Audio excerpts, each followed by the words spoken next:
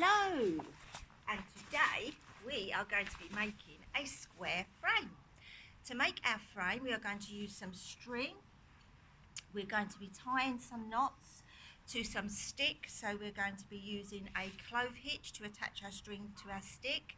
Then we're going to be using a lashing to attach two sticks together at right angles, and then we're going to be using a frapping to secure that in place. And just to tie our string off, we're then going to use a reef or a square knot. So you're going to require 4 sticks equal length in size, so you get a nice square shape. I've got 3 sticks the same size, of about 60 centimetres in length. I've got one that's slightly longer, so we're going to need to cut that down to size. So the equipment I'm going to be needing, I might need a sheath knife to cut my string. Now, before we use the sheath knife, I would always have completed a safety risk assessment, and I would have done the safety tool talk as well. And I would ensure that you knew you had to have a glove on your hand when using the sheath knife, that you worked using your sheath knife 2 arms and a tool length away from anyone else. And when you're cutting your string, you always use your sheath knife with a downwards and outward from your body motion like this. So that's for cutting your string. I'm going to place my sheath knife back on the floor, handle facing inwards, handle facing forwards, blade facing inwards. And then I've got some scissors for convenience as well to cut the string. To cut the stick to size, as I've said, we're going to use some loppers to cut that down. Okay, before I use my loppers, I would always have given a safety tool talk and done the risk assessment. You would be aware that you work with bare hands on the tool. Loppers are used for cutting sticks and branches smaller than a 2p piece, and you would work 2 arms and a tool length away from anybody else except for your partner. So the first thing I'm going to do is get my loppers and just cut that stick to size. Just cut that little end off there so that it's the right size. There's it. Okay. Place the loppers down, handle facing forwards, blade facing inwards, and now I've got 4 sticks of equal size. So my 4 sticks, I've got the others are placed on the floor. So I'm going to just place them into a square shape like so. And then we're going to use a clove hitch to attach the sticks together at right angles, just like this. We're going to attach those together. Okay, so the first thing we need to do, the first knot we need to do, is a clove hitch. Now, a clove hitch, you've got a short working end with your string and a long working end. And all you do to begin your clove hitch, you pass your long working end over into a loop towards your short working end. So you've got 1 loop there, and you do exactly the same again. Your long working end goes over into a loop to your short working end. Then you've got your 2 loops like this, and then you can place your first loop on top of your second loop, and then we're just going to place that over our stick to form a really lovely secure clove hitch. And another way of remembering the technique for this knot is fish on a dish. We practice this on training week, and that just helps you to remember the technique of fish on a dish. So now we've got our clove hitch attached nicely there. We're just going to place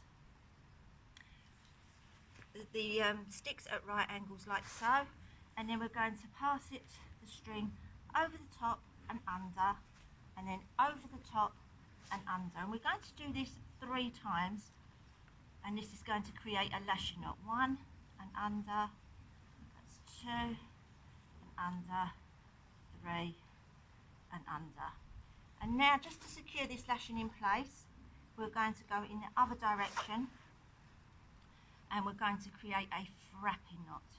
So we're going to go over the top and under, over the top and under, over the top and under, over the top and under. We do that 3 times, and then just to secure this nicely together, let's turn that over, and we're just going to secure it using a reef knot, or you can use some half hitches, but I'm going to use a reef knot.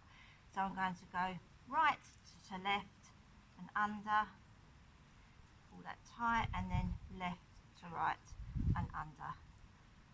creates a really nice secure square knot. The excess string, you can just use scissors to cut that off to make it look nice and neat.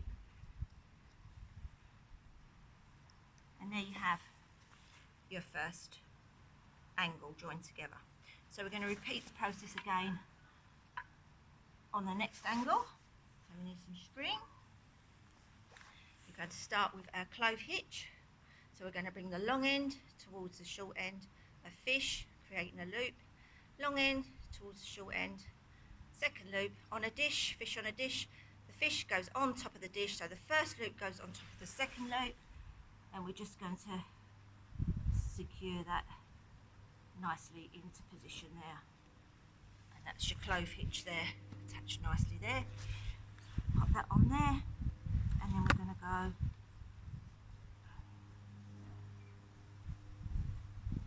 under, over the top, under, over the top, that's once, under, over the top twice, under, over the top, and that's the third time, under, over the top. And now we're going to create the frapping, so we're going to go around in the other direction. So we're going to go over the top, under, over the top, under, over the top, under, over the top, under, over the top, under, over the top. And then we're just going to secure this again in place using our reef knot. We're going to bring that round, and we're going to go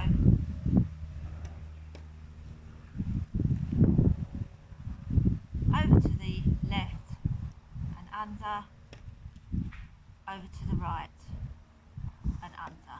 And there you've got your reef knot, your square knot.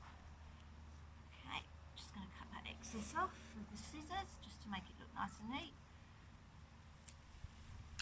You can see we've got our two sides beginning to form a square. Okay, so I'm just going to do that on the next angle. Exactly the same process. So we've got our string, got long end, long working end, short working end, and we're going to bring the fish on a dish. So we're going to bring the long end over to the short end to make a loop, hold that in place, and again make another loop, fish on a dish, the fish goes on the dish, first loop on top of the second loop, and then we're going to place that onto our sticks and make a clove hitch like that. Okay, and then we're just going to do exactly the same with our lashing. We're going to go round 3 times, 1 and under, over the top, over the top and under, over the top and under, over the top and under, that's twice, over the top, under, third time, over the top, under, over the top. And then we're going to secure that with the lashing knot. Now we're just going to go back in the other direction, so we're going to go over the top and under, over the top and under, over the top and under, over the top and under, over the top and under. And that's the 3 times. So that's looking nice and secure and really nice and neat. We've got the loose short end here, so we're just going to turn that over to the back, and we're going to tie that together again using our reef knot. So we're going to go right to left and under, and left to right and under. And that's it. That's how you secure your knot. And then the final